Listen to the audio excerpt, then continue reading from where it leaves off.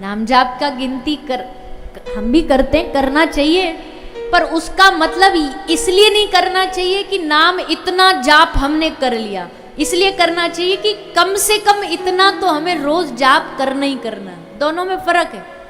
एक आदमी माला इसलिए जप रहा है, गिनती इसलिए कर रहा है कि हमने इतनी माला जप ली, एक इसलिए गिनती कर रहा है कि हमको इसलिए गिनती रखनी है कि इससे कम नहीं हो जानी चाहिए, हर रोज इतनी तो मात्रा में लेना ही लेना। जैसे कभी कभी डॉक्टर नहीं सिरप देते हैं, तो सिरप के साथ एक ढक्कन आता है, उसमें मात्रा लिखी होती है कि इतना, यहाँ तक जो उसकी लाइन होती है, यहाँ तक इतनी तो लेनी ही लेनी है, इससे कम लोगे तो असर नहीं होगा। तो इसलिए अगर कोई गिनती कर भी रहा है भगवान के नाम की, तो इस भाव से करे कि इतना तो हर रोज हमको करना ही करना, इससे कम नहीं जाना, ऊपर जाओ, ऊपर जितना जा सक उसमें कोई रोक टोक नहीं है। तो 16 माला जाप कर ली, और जैसे 16 माला पूरी हुई, माला लपेट के अलमारी में पैक करके रख दी, हो गई गिनती पूरी। ऐसे लगता माला नहीं, जैसे कोई सुबह सुबह रूटीन नहीं करता, कपड़े धोने हैं, रोटी बनानी है, ऐसे ही चलो माला करनी, हो गई खत्म। ऐसे नहीं होता। किसी की दुकान हो, उस दुकान पर आपका रोज का गल्ला बनता है 5,000 रुपया, मान लीजिए। अब 5,000 का एक दिन सुबह सुबह 10-11 बजे आमदनी हो गई, 10-12 बजे ही आपको 5,000 रुपया मिल गया। तो 5,000 रुपया मिलने के बाद 10 बजे दुकान ताला लगा के घर चले जाते हैं क्या कि बस हो गया काम, जितना होना था, रोज का गल्ला जितना आना था मिल गया? बताइए ना, करते हैं ऐसा? पूरे दिन बैठेंगे, चाहे वो 1 घंटे में मिल जाए, घंटे भर में भी मिल जाएगी रोज की कमाई, तो भी हम और मन में आता और मिल जाए और मिल जाए। वैसे ही श्री प्रहलाद जी कहते, काम ही नारी प्यारी जिमी, लोभ ही प्रिय जिमी दाम, तिमी रघुनाथ निरंतर प्रिय लागहु मोहि राम। जैसे एक लोभी को पैसा पसंद है, वो पैसा के लिए कुछ भी करेगा, धन से उसका लोभ है। एक कामी को नारी प्रिय है, वो नारी के लिए कुछ भी करेगा। वैसे ही तिमी रघुनाथ निरंतर प्रिय लागहु मोहि राम। भगवान हे नाथ, मुझ पर ऐसी कृपा करो कि मेरे मन में आपसे भी वैसा ही प्रेम हो जाए, आपके अलावा हमको कोई भाए नहीं। जैसे व्यसनी को व्यसन के अलावा कुछ नहीं भाता। अगर तुलसीदास जी ने ये मांगा, प्रहलाद जी ने ये मांगा, ध्रुव जी ने ये मांगा, ध्रुव जी भगवान से क्या कहते हैं? भगवान ने पूछा तुझे क्या चाहिए बता बेटा, तो भगवान को लगा ये हंस के बोलेगा कि प्रभु आप मिल जाओ। पर ध्रुव जी ने कहा ना, क्या चाहिए हमको? बोले प्रभु आप तो मिल गए, हमें आप नहीं, हमें आपकी कथा चाहिए। और कथा भी कैसी चाहिए? ध्रुव जी कह रहे हैं ऐसी चाहिए कि जैसे एक नशेड़ी को नशा लग जाता है ना, वैसे ही हमको आपकी कथा का नशा लग जाए। नशे वाले को आप कुछ भी दे दो नशे के अलावा, उसको वो कुछ भी पसंद नहीं आएगा, उसको वही चाहिए, उसको तलब रहती है उसकी। वैसे ही भगवान के कथा प्रेमी को भी कथा की तलब रहती है, कथा की इच्छा रहती है। और ये नशा भाग्यशाली लोगों को लगता है। बाकी तो दुनिया में सब इधर उधर के नशे में पड़े ही हैं, आपको पता है, जीवन बर्बाद कर रहे हैं, गलत खा रहे हैं, गलत विचार रख रहे हैं। क्योंकि खान पान गलत होता तो विचार गलत होता है। जैसा खाना तामसिक खाओगे तो विचार भी तामसिक हो जाएंगे, पर अगर भोजन सात्विक होगा तो विचार सात्विक होंगे।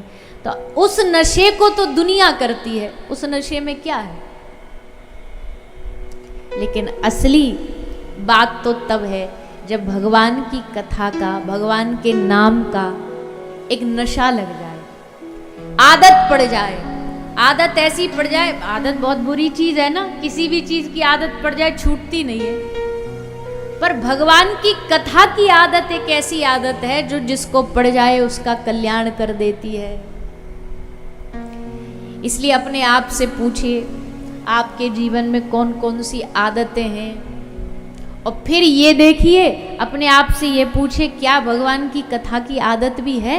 क्या ऐसा होता है कि जब भगवान की कथा नहीं मिले तो मन में बेचैनी पैदा हो, कैसा होता है जब भगवान की कथा नहीं मिले तो ऐसा लगे अरे राम बहुत दिन हो गए, कोई आ नहीं रहा दरभंगा में, कोई भगवान की कथा सुनने मिल जाती तो बड़ा आनंद होता। ये जिसके मन में भाव जाग जाता है ना एक बार, फिर समझो अब धीरे धीरे भगवान आपको अपनी ओर खींचने लगे। अपनी ओर खींचने के लिए पहले भगवान अपनी कथा से प्रेम करवाते हैं और कथा फिर उनसे प्रेम करवाती है। कि मान लीजिए कथा सुनकर के ब्रह्म ज्ञान ना भी पा सके तो भी इस कथा में आना व्यर्थ नहीं है। क्यों व्यर्थ नहीं है? बोले आप किसी नल के नीचे बैठो, गर्मी पड़ रही हो और उस तपती हुई गर्मी में, चिलचिलाती धूप में अगर आप किसी नल के नीचे बैठ कर के ठंडे पानी से स्नान करो तो ज्यादा कुछ तो नहीं, पर जितनी देर उस पानी के नीचे बैठे रहोगे उतनी देर तो शीतलता मिलेगी ही मिलेगी। बाकी बाद में फिर धूप में चले जाएंगे वो बात अलग है, पर जितनी देर उसके नीचे बैठे हैं उतनी देर तो ठंडक महसूस होगी।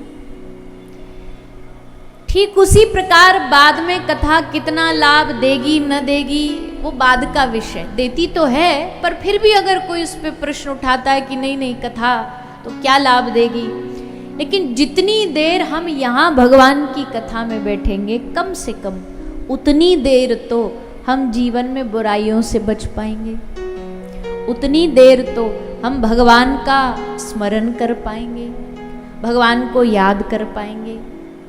क्योंकि आजकल का जीवन ऐसा हो गया है कि उसमें भगवान की याद आती ही नहीं है। संसार की बाकी सब चीजें याद रहती हैं, खाना पीना सोना हंसना सब याद रहता है, हमने कल भी कहा था, पर भगवान की याद नहीं रहती, भगवान का स्मरण नहीं रहता। तो कथा क्या कराएगी? यहाँ बैठ कर के किसकी याद दिलाती है कथा?